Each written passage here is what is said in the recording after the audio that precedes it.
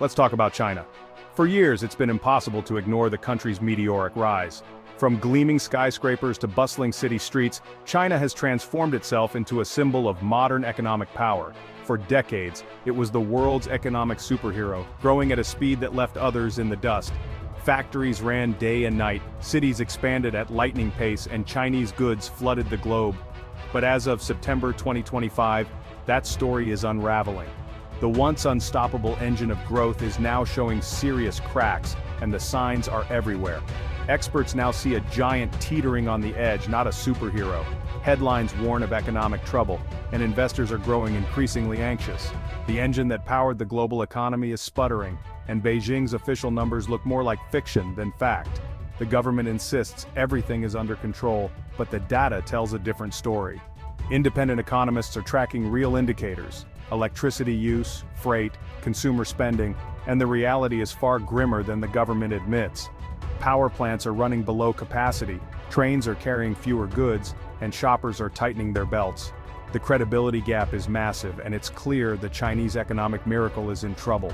Investors and analysts are struggling to trust the official narrative, and uncertainty is spreading. Why the slowdown?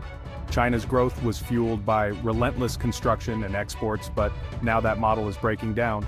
The world is buying less, and the building boom has left behind a trail of unfinished projects. Ghost cities of empty apartments and a world less eager to buy Chinese goods have left the economy running out of road. Warehouses are filling up with unsold products, and property developers are struggling to stay afloat. This isn't just China's problem. A struggling Chinese economy is bad news for everyone. The ripple effects are already being felt in global markets and boardrooms around the world. Global companies rely on China both as a factory and a market. If Chinese consumers stop buying, companies like Apple and Volkswagen feel the pain. Sales are dropping and profits are shrinking. Slowdowns in Chinese factories disrupt global supply chains, affecting everything from sneakers to smartphones. Delays and shortages are becoming more common, and prices are rising worldwide. China's economic health is deeply tied to the world's, and right now, it's looking pretty sick. The symptoms are clear: falling demand, rising debt, and a sense of uncertainty that's hard to shake. The world can't afford to ignore what's happening in China. As the situation unfolds, everyone, from governments to businesses to ordinary people, will be watching closely, hoping for signs of recovery before things get worse. To truly grasp the scale of China's current mess, you first have to understand the country's deep-rooted obsession with property ownership. For decades, buying an apartment wasn't just a financial decision for most families. It was the main way to build wealth, a symbol of stability, and a ticket to the middle class. Owning a home meant security, status, and a brighter future for the next generation. This powerful belief fueled a construction boom of epic proportions. Developers borrowed staggering sums, racing to build entire new cities almost overnight, convinced that demand would never run out. But they went too far, building so many apartments that today, there are enough empty homes to house the entire population of France, with millions of units sitting vacant and unfinished. Eventually, the bubble burst. Giants like Evergrande collapsed under mountains of debt, leaving millions of ordinary people stranded. Many lost their life savings on apartments that may never be completed. The once cherished dream of property ownership has now turned into a nightmare for countless families. Local governments, long addicted to revenue from land sales, suddenly lost their main income source. Now, many are drowning in debt, unable to fund even basic public services like schools and healthcare. The property collapse didn't just devastate families, it blew a massive hole in the entire economic system, sending shockwaves through banks, businesses, and financial markets. It shattered the unspoken social contract, prosperity in exchange for political obedience, that has underpinned China's stability for decades. Now, with fortunes wiped out and dreams dashed, trust in the government is eroding at a rapid pace. People are angry, anxious, and scared for their futures. Confidence in the party's ability to manage the economy is fading, and uncertainty is spreading. This loss of faith is contagious, making every other problem, unemployment, aging population, slowing growth, much harder to solve. The property crisis is more than just an economic disaster, it's a crisis of trust, shaking the very foundations of Chinese society, and that's poison for any system, no matter how powerful it once seemed. When people are scared about the future, they stop spending. Fear makes people hold on to their money, waiting for better days that never seem to come. Right now, China is gripped by a crisis of confidence. Uncertainty about jobs, savings, and the economy is everywhere. Imagine seeing neighbors lose their life savings on empty apartments, hearing about friends struggling to find work and watching prices fall all around you. Deflation makes people save, not spend because they expect things to get even cheaper tomorrow. This fear paralyzes the economy. Businesses stop investing, cut jobs, and the cycle of anxiety deepens. When companies see fewer customers, they hesitate to hire or expand, making the problem worse. Everyone waits for things to improve, but nothing gets better until people start spending again. The whole country is stuck in a waiting game, hoping for a turnaround that never arrives. The government has tried cutting interest rates and bailing out local governments, but these efforts are too small to matter. People see these as band-aids, not real solutions. What China really needs is a massive stimulus, direct cash to families and consumers, but leaders hesitate, fearing more debt and long-term risks. They worry about the consequences, but inaction has its own costs. This reluctance only deepens the gloom. Without bold action, the mood grows darker and hope fades. Small fixes aren't restoring confidence. People see the government's uncertainty and lose faith. When leaders seem unsure, ordinary people become even more cautious. The biggest obstacle to recovery is psychological. If people are too scared to spend, the economy stays stuck. Beijing's half measures aren't enough to break the cycle of fear and hesitation.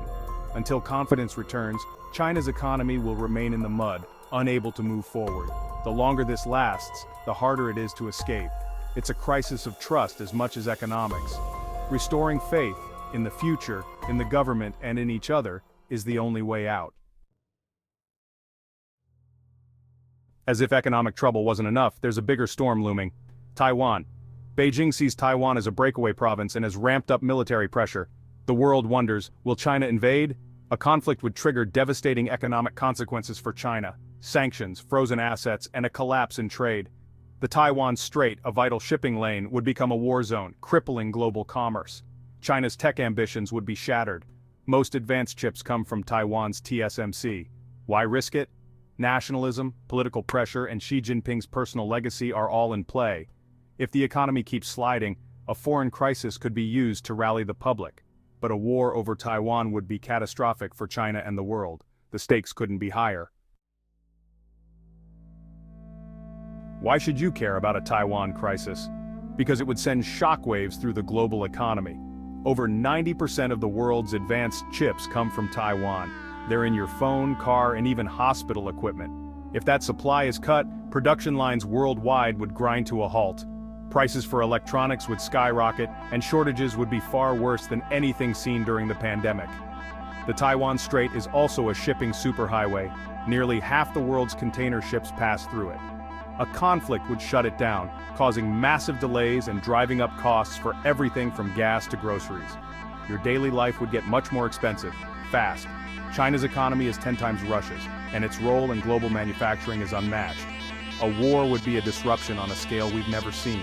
The pain would be felt in every household, everywhere. It's a domino effect, and the first domino is teetering. The world's economic stability is on the line. That's why everyone should care. In Europe, leaders are watching China with growing dread. For years, Europe bet big on China, selling cars and machinery, buying cheap goods. Now that bet looks risky. Europe is exposed to both China's slowdown and the threat of war. If Chinese consumers stop buying, European jobs and profits take a direct hit. Disruptions in Chinese supply chains would bring European factories to a standstill. Europe is trapped. It needs China as both customer and supplier. A Taiwan conflict would force Europe to choose between economic pain and its alliance with the US. Some are trying to de-risk by finding new suppliers and bringing manufacturing home, but it's slow and costly. For now, Europe remains deeply vulnerable, hoping China's house of cards doesn't collapse. The stakes for Europe are enormous. With domestic demand weak, China is flooding the world with cheap exports. Cars, steel, electronics. This undercuts factories abroad, causing job losses and political backlash. The US is preparing new tariffs, and a bigger trade war could be looming. For China, exports are one of the last engines still running. If the US slaps on tariffs, that engine could stall. Beijing would retaliate, but its weaker economy means less firepower. The result? More uncertainty, less investment, and more damage to global supply chains. Even developing countries are feeling the pain, as their industries are crushed by cheap Chinese goods.